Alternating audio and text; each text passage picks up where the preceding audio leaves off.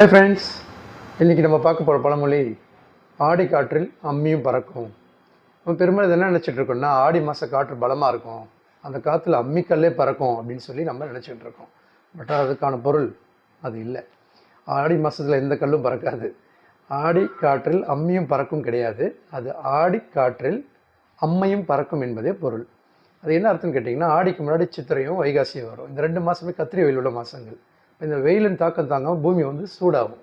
அதனால் பல பேருக்கு அம்மை நோய் பாதிக்க வாய்ப்பு அதிகமாக இருக்குது. ஸோ அப்படி பாதிக்கப்பட்டவங்களுக்கு அடுத்து வர மாதம் தான் ஆடி மாதம். ஆடி மாதம் நார்மலாகவே ரொம்ப கூலான ஒரு மாதம், நல்ல குளிர்ந்த காற்றடிக்கும், சாரல் காற்றடிக்கும். ஸோ அப்போ என்ன ஆகும்னு கேட்டால், பூமியோட வெப்பம் குறைஞ்சி குளிர்ச்சி அடைய ஆரம்பிக்கும். ஸோ அதனால் யார் யாருக்கெல்லாம் அம்மை இருக்கோ அந்த அம்மை எல்லாமே இந்த ஆடி மாதத்தில் பறந்துடும். அதுதான் இதுக்கான பொருள் நண்பர்களே. இந்த வீடியோவை நீங்கள் ஃபேஸ்புக்லேயோ இன்ஸ்டாகிராம்லேயோ பார்த்தீங்கன்னா கமெண்ட் செக்ஷனில் யூடியூப் லிங்க் கொடுத்துருக்கேன், கிளிக் பண்ணி சப்ஸ்கிரைப் பண்ணுங்கள்.